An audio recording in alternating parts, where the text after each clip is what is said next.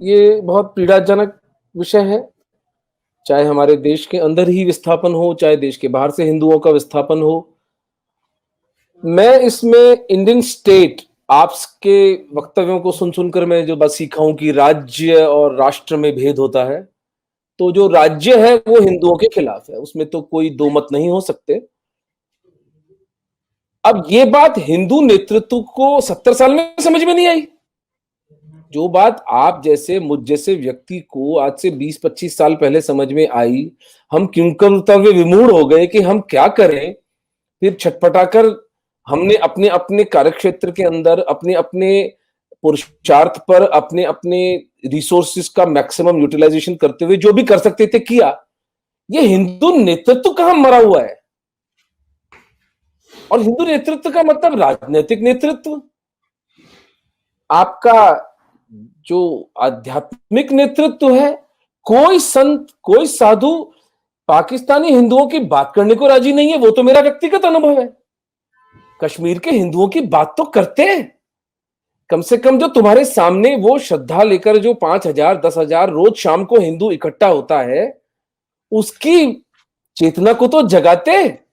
बजाय इसके कि वहां भोंडे-भोंडे नाच नाच रहे हो स्त्री पुरुषों के साथ में, छोटो सो मेरो मदन गोपाल। मैं भगवान कृष्ण का बहुत सम्मान करता हूं, गीता मेरे जीवन का मूल मंत्र है, लेकिन मेरी गीता में तो मुझे कहीं नहीं समझ में आता है ये बात कि मेरी आराधना करो और सब काम छोड़ के बैठ जाओ।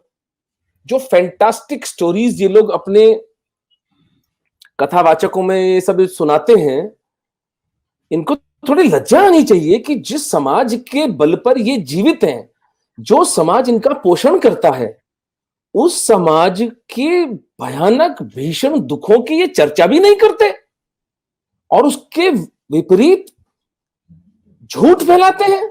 वसुधैव कुटुंबकम। सगे भाई पर 6 इंच जमीन के लिए कोर्ट केस करता है हिंदू, शांति दूत दिखता है तो वसुधैव कुटुंबकम।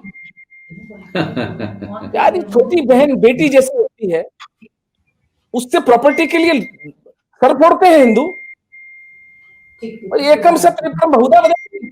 इनको इनको बोध है सत्य होता क्या है, इनको बोध है सत्य कितना मूल्यवान होता है और सत्य का मूल्य है। जो नृशंस हत्यारे 1400 साल वध करते आए हैं, हमारे बच्चियों का शील भंग करते आए हैं और आज भी उसी निर्लज्जता से कर रहे हैं, आप उनको सत्य की कैटेगरी में रख रहे हैं।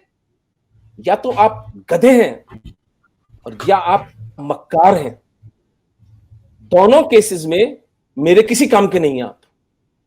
इन either case, either you are a cretin, dolt और a crook, and I have zero interest in such people.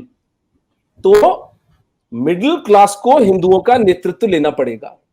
जैसा कि आपने निवेदन किया, आप आश्चर्य कर रहे थे मैं डॉक्टर होने के बाद में ये सब कर रहा हूं। ठीक बात है, आरंभ में मुझे परेशानी हुई, मेरा सोशल सर्कल खत्म हो गया, लोगों ने मुझे अपने हॉस्पिटल के अंदर अपमानित करना शुरू किया कि यार डॉक्टर साहब यहाँ पर आप ये बातें नहीं कर सकते, यहाँ तो सब तरह के पेशेंट आते हैं, फलाना ढिमका। मेरी पत्नी, मेरे बच्चे भी मेरे विरोध में हुए, मेरा अपना परिवार मेरे से नाराज हुआ, लेकिन भगवान की कृपा से मैं धीरे धीरे शालीनता से, धैर्य से मैंने उनको समझाया। आज मेरा परिवार, इवन मेरी डॉक्टर फ्रेटर्निटी मेरे साथ में है। बहुत से डॉक्टर्स निमित्त एकम को फंडिंग करते हैं।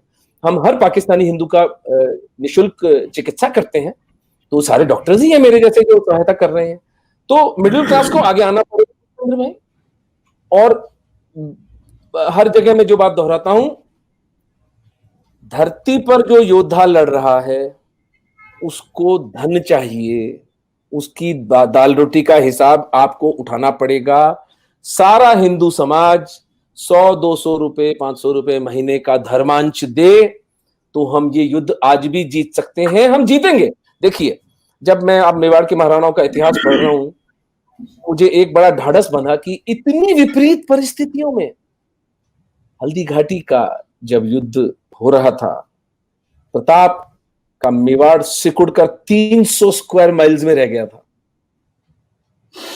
That was all the territory that he had. लेकिन हल्दी घाटी की लड़ाई प्रताप ने लड़ी, जीती और उसके 7 साल बाद दिलेर की लड़ाई जीती, और सिवाय चित्तौड़ के मेवाड़ का एक एक इंच प्रताप ने पुनर्ग्रहित कर लिया विश्व के सबसे ताकतवर साम्राज्य के विरोध में।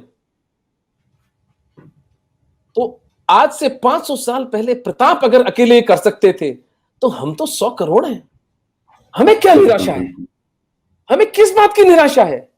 बात समझने की है, बात बोध में आ जाने की है कि हमारे साधु संत, हमारे कथावाचक, हमारे आश्रमों में बैठे मठाधीश, हमारी पॉलिटिकल लीडरशिप या तो मूर्ख है या मक्कार है।